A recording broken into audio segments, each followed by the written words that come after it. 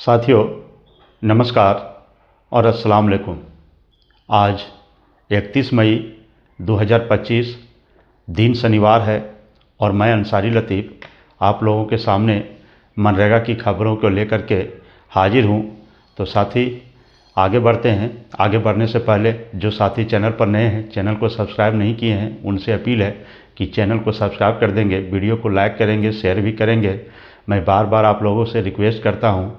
मैं बहुत मेहनत करके आप लोगों के लिए मनरेगा में कुछ खबरें लाता हूं, तो साथी प्लीज़ सब्सक्राइब करें। तो आगे बढ़ते हैं कि आवास के काम में एक रोज़गार सेवक की नौकरी चली गई है। प्रधानमंत्री आवास के काम में जो है एक रोज़गार सेवक की नौकरी चली गई है। इसको आगे देखते हैं।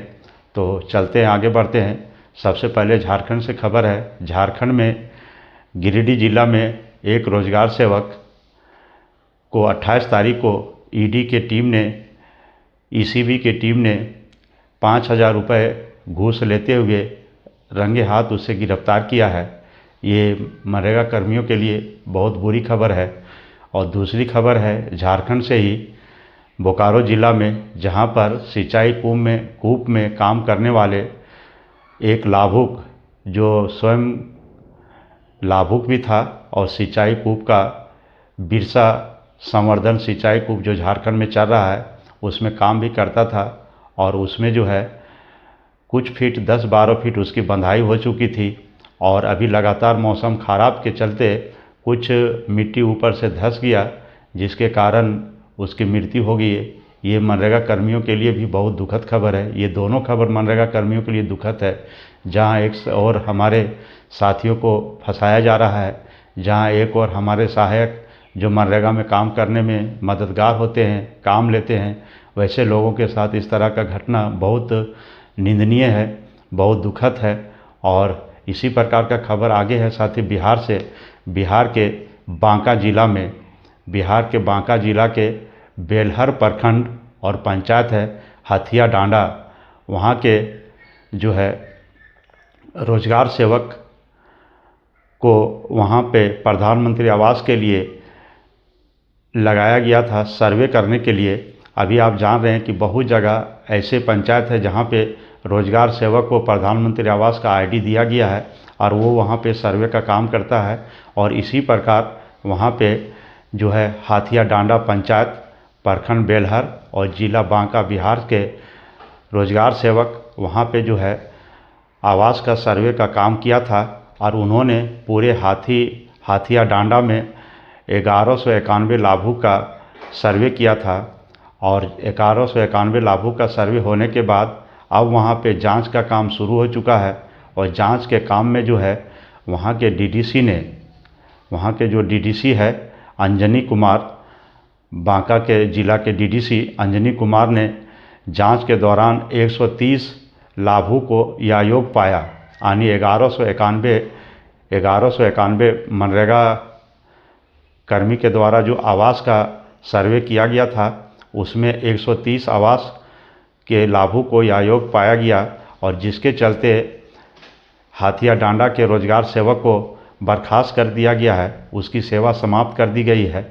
और इसी काम में अनियमितता पाए जाने के कारण पंचायत जो है कटोरिया, अमरपुर और हाथिया डांडा के 3 जो है आवास सहायक को स्पष्टीकरण शौकौज करके इसे पूछा गया है।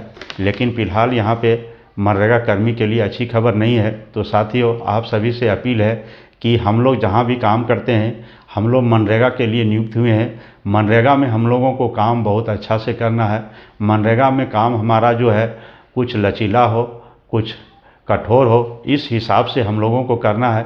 अगर मनरेगा के कार्यों में थोड़ा बहुत 19-20 होता है तो इसमें हमको पदाधिकारी, हमारे वरीय पदाधिकारी हमको बचा भी सकते हैं और हमको कुछ हद तक राहत दिला सकते हैं। तो मनरेगा के लिए हम लोग स्पेशल हम लोग मनरेगा का काम करेंगे। बेहतर वही है। मनरेगा से हट के जहाँ भी मनरेगा कर्मियों को किसी दूसरे काम में लगाया जाए तो वैसे काम को साथियों गाइडलाइन जो कहता है आप उसके अनुसार काम कीजिए। बिना गाइडलाइन का एक भी काम नहीं किए, बिना पैरामीटर गाइडलाइन में जो पैरामीटर दिया है, जो नापी दिया है, जो समीकरण है, जो इक्वेशन है, उसके अनुसार से काम कीजिए। वहाँ से जैसे ही आप हटेंगे वैसे ही आप फंसेंगे। इसलिए आप सभी साथियों से अपील है कि मनरेगा के अलावा जहाँ भी आपको काम दिया जाता है, दूसरे विभाग के काम को, सबसे पहले उसका गाइडलाइन को मंगाइए। उसके गाइडलाइन क्या कहता है, उसके पैरामीटर क्या कहता है, और उसके अनुसार से आप उसका काम कीजिए। तभी आप जो है सो उसमें कुछ आगे बढ़ पाते हैं, अन्यथा आपको उसमें फंसने के सिवा कोई रास्ता नहीं है। आप देख रहे हैं कि मनरेगा के अलावा दूसरा कोई भी काम में कभी भी पंचायत सचिव, कभी भी मुखिया, या कभी भी BLW या और भी कोई कर्मचारी है, कभी भी किसी के सेवा समाप्त नहीं होता है, कभी कुछ नहीं होता है। लेकिन मनरेगा कर्मी लगातार मनरेगा के कार्यों को लेकर के और मनरेगा के अलावा दूसरे कार्यों को लेकर के लगातार मनरेगा कर्मी बर्खास्त हो रहा है, इसकी नौकरी जा रही है। इसकी अब उम्र ऐसे पड़ाव पर चली गई है जहाँ से दूसरी नौकरी पाना मुश्किल ही नहीं है, असंभव है, नहीं के बराबर है। लेकिन आप जिस काम के लिए आए हैं उस काम को दिल लगा के कीजिए, उसमें शिकायत का मौका कम दीजिए, और दूसरे जो काम होता है उसमें बिल्कुल पदाधिकारी के जैसा आप एकदम रियल रवैया को अपनाइए, एकदम टाइट होइए, जो नियमता कहता है उसी के अनुसार कहिए। आपकी नौकरी मनरेगा में है, अदर विभाग में नहीं है। तो आज साथियों बस इतना ही। जो साथी चैनल पर नए हैं, चैनल को सब्सक्राइब कर देंगे, लाइक करेंगे। जय हिंद, जय भारत।